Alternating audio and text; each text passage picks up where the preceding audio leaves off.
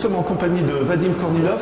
Je m'étais permis de vous le dire tout à l'heure. J'aime votre approche de l'art, de la définition, parce que si je creusais un peu plus, je dirais que vous êtes vraiment la définition de l'artiste. Vous pouvez nous parler un petit peu de ce que c'est pour vous de peindre, par exemple, ou de, voilà, de la création? Alors tout d'abord, j'aimerais commencer par une chose, c'est que je ne suis pas figé dans des certitudes. C'est-à-dire que, en fait, ma définition de l'art, elle évolue, elle peut évoluer. Mais c'est vrai que, je pense qu'aujourd'hui, je suis arrivé aux conclusions que, effectivement, pour moi, l'art, c'est vraiment quelque chose d'individuel, quelque chose de très personnel. Dans le sens où je pense que ça regarde que l'artiste. C'est-à-dire que, en fait, ce que je crée moi, en fait, c'est ce qu'appelle René Blick, c'est-à-dire ce qu'on pourrait appeler la vérité subjective intérieure, voilà, d'un artiste. Donc après ça, bon, si des personnes rejoignent ce que je fais, etc., pourquoi pas, mais c'est pas mon but. Moi c'est plus je pars plus dans. C'est plus un exutoire. Ouais. Vous pouvez nous expliquer la première fois que vous êtes lancé dans la peinture, justement, qu'est-ce qui vous a plu dans cet art, encore une fois? Plaire, je pense pas que c'est le bon. C'est intéressant, c'est pour ça vraiment. Non, mais rien ne m'a plu dans l'absolu. C'est qu'en fait, il y a un moment donné dans ma vie où ça a été une nécessité. Ça n'a jamais été un choix. Je n'ai pas un cursus classique, je n'ai pas fait des beaux-arts ou des études d'art. C'est à l'âge de 30 ans où j'ai commencé à dessiner, et suite à ce qu'on pourrait appeler un accident de vie. Mais en aucun cas, c'était parce que ça me plaisait de dessiner, etc. Ou peindre, c'était plus de l'ordre de la nécessité qu'autre chose. Alors nécessité non pas économique, comme certains pourraient le dire, mais nécessité spirituelle peut-être. Voilà. Les sujets abordés, du coup, c'est quoi? Alors les sujets abordés, moi je travaille, je travaille un peu...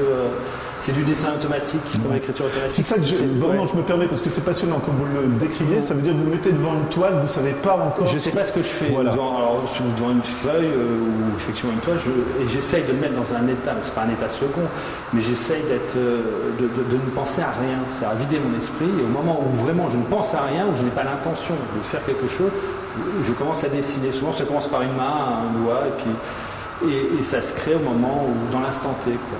Et je n'efface rien. Donc c'est pour ça qu'il y a des choses qui sont un peu où effectivement c'est pas très académique dans l'absolu. Mais je n'efface rien. En fait, c'est plus une démarche un peu comme dans l'art brut, quoi. Encore que je suis pas considéré comme fou, enfin quoique, je ne sais pas. Mais voilà, c'est vraiment de la peinture spontanée.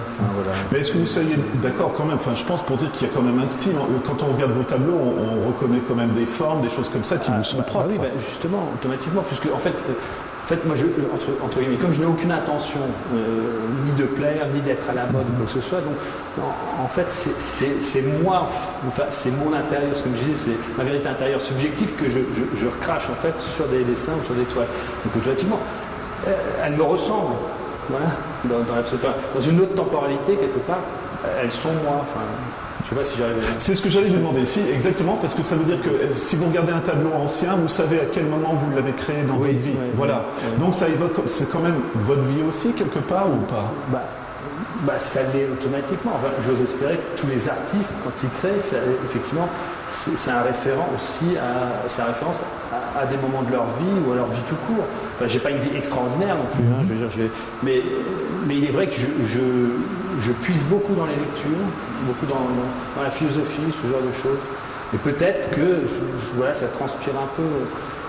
Mais en même temps, je n'ai pas l'intention, chaque fois, d'interpréter quelque chose, quoi que ce soit. C'est-à-dire que je laisse vraiment mon esprit divaguer sur la toile, et puis c'est ce qui me passe par la tête dans l'absolu.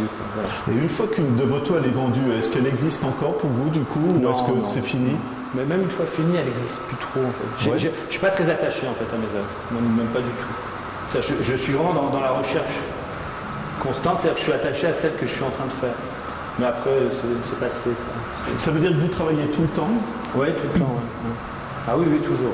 Je suis toujours...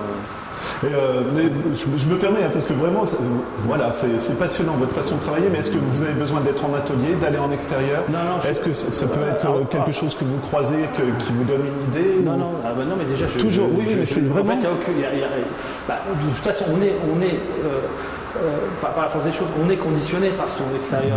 Même si je me refuse à ça, je le suis. Malgré tout, on est des êtres de nature et de culture. Donc je suis aussi, par ma culture, j'ai un conditionnement, donc je n'y peux rien. Donc effectivement, si quelque chose vraiment de tragique m'arrive, on va le voir dans la peinture, mais je n'aurais pas l'intention de le faire. Donc ça vient vraiment, comme disait Macédon la Grèce antique, ça vient l'âme du bas, ça vient du ventre, mais pas l'âme du haut. C'est pas de l'ordre de la réflexion, tout ce que je fais. Est-ce que vous êtes constamment en recherche alors, du coup? Oui, alors en recherche. Alors du coup, comme je ne sais pas ce que je recherche, ce que je cherche, je ne sais pas ce que je vais trouver, donc je continue sans cesse à dessiner, à peindre, à dessiner. Mais du coup, on arrive à avoir une évolution. Mais c'est très bizarre. Mais moi-même, je ne l'explique pas. Je suis parti d'un point A, et puis là, j'en suis. Je ne sais pas à quelle lettre. Peut-être qu'un jour, je m'arrêterai. J'en aurai marre. Je sais pas. Quand est-ce que vous savez quand vous allez terminer un tableau, du coup? Parce que si on suit votre processus, c'est toujours la recherche, donc on peut se donner le droit de prendre un pinceau, enfin vous, je veux dire, et retravailler votre tableau, si ça vous dit. Alors je dirais, c'est assez rapide en fait. La fin d'un tableau, c'est beaucoup plus simple. Par exemple, par rapport à la littérature, il n'y a rien de plus dur que... pour finir un livre, on ne l'a jamais fini. Par exemple, dans l'écriture, c'est ce qu'il y a de plus dur. On peut retravailler. Alors qu'une peinture ou un dessin, il faut s'arrêter à temps. Mais c'est souvent avant même il ne faut surtout pas revenir sur un dessin ou sur une peinture. Il ne faut pas y revenir. En fait, c'est ce que je fais. Si on revient, je crois que c'est raté. Alors que la différence de l'écriture, il faut toujours sans cesse revenir. Enfin, à mon avis, je m'arrête à temps. Je suis peut-être un peu feignant probablement. Du coup, ça aide peut-être que voilà, je ne sais pas. Je vais pas au-delà de... Déjà du décorum, si on peut appeler le décorum, je mets vraiment le minimum en décoration, ou même en couleur, c'est souvent les mêmes. C'est pas une recherche esthétique, vraiment esthétique, je suis vraiment dans le fond, quoi. Voilà. Est-ce que vous avez un sentiment de satisfaction quand vous avez terminé un tableau, ou vous vous dites qu'il faut que j'en attaque un autre, alors du coup? Satisfait, non, sinon je me serais arrêté. Non, mais je suis pas satisfait, enfin, j'en tire pas... je suis... La seule satisfaction que j'ai à la limite dans mon travail, c'est qu'effectivement, lorsqu'on voit une de mes œuvres, on arrive tout de suite à l'identifier. Voilà. Mais voilà, c'est où... Comme en fait je suis très sincère avec ce que je fais, donc à mon avis cette sincérité se ressent dans le style qui est vraiment qui fait partie de ma singularité à moi. Et donc il est reconnaissable assez facilement. Donc enfin j'en suis fier, oui et non, parce que en même temps je fais de manière naturelle, donc c'est pas intentionnel, donc on ne peut pas être fier de quelque chose que l'on fait naturellement. La rencontre avec le public alors du coup? Alors la rencontre avec le public, contrairement à beaucoup d'artistes, ça m'apporte peu, vraiment. Je ne suis pas du tout... Enfin, les seuls moments où je suis vraiment... C'est quand ça touche vraiment quelqu'un, une personne, c'est-à-dire que tout d'un coup une toile touche la personne pour des choses que moi je ne vois pas, mais que cette personne voit. À ce moment-là, oui, ça me fait plaisir, mais c'est pas ma finalité, moi, c'est pas mon but. Moi, c'est vraiment, j'ai vraiment le destin de la peinture, il est vraiment personnel et individuel. Si certaines personnes aiment ce que je fais, tant mieux. Mais je suis pas à la course à la reconnaissance. Je suis un peu dans le m'en-foutisme de ce côté-là. Ce que je trouve intéressant, vous parliez de littérature, mais du coup, est-ce que ça vous... Enfin, moi je me lance après, mais quand vous faites un tableau, est-ce que vous en écrivez un peu l'histoire, ou c'est que la peinture qui vous intéresse? Alors, c'est-à-dire qu'il y a un récit qui se fait autour de la peinture par rapport à ce que je lis à la lecture. Alors ça, par contre, c'est un exercice que j'ai déjà fait, puisque j'ai été publié à nombreuses reprises aux éditions de la Différence, à Paris, les éditions Promenade, aux éditions Vadia, où là, effectivement, je fais un exercice. Donc là, ce sont les éditeurs qui sont d'accord avec ça. C'est-à-dire que on me donne un roman, là, par exemple, le roman de Chargounov, où j'ai dû donc illustrer. Donc il fallait une trentaine d'illustrations à l'encre. Noir et blanc, justement, pour ne pas donner de tonalité. Pour l'illustration, je suis plus... Enfin, mettre une couleur, c'est automatiquement, je trouve, c'est changer un peu le propos de l'écrit. Donc c'est pour ça qu'il n'y a pas de couleur. Et donc les éditeurs avec lesquels j'ai travaillé étaient d'accord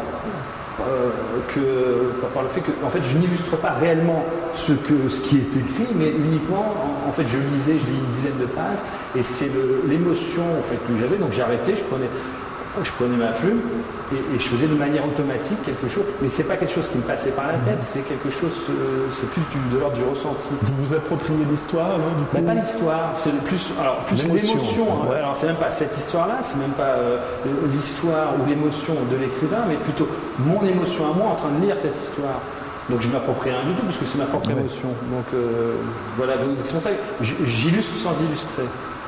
Donc et je pourrais pas d'ailleurs, un travail surprenant que j'ai jamais fait, je peux pas faire ça. Ça sera ma dernière question, mais c'est la peinture que vous poursuivrez à creuser, ou est-ce qu'il y a un autre domaine artistique qui vous intéresse? Non, la peinture et le dessin, c'est tout. Non, c'est vrai. Je sais pas, peut-être qu'un jour la sculpture, franchement, de la même manière où je n'ai aucun protocole en fait bien défini pour peindre ou dessiner, je n'en ai pas aussi dans ma stratégie artistique, si on peut appeler ça comme ça. Quoi. Mais quand je vous entends parler, je me dis finalement vous êtes en vraie liberté, vous décidez de ce que vous voulez faire. Ouais, quoi. Ouais. Ah bah oui. Oui, mais alors du coup vous êtes quand même un peu à la marge toujours. Ouais. Est-ce que c'est un choix aussi Mais c'est un choix et non choix. Ouais. C'est-à-dire que moi-même, je ne pourrais pas faire autrement. Si je faisais autrement, à ce moment-là, je pense que ça n'irait pas. Enfin, mon travail manquerait de sincérité, et automatiquement, il n'y aurait plus ce style, le style que j'ai réussi à sortir de moi. Quoi. Donc non, oui, c'est une liberté, et puis en même temps, c'est très égoïste. En tout cas, vous êtes passionnant. Voilà, je vous remercie. Merci.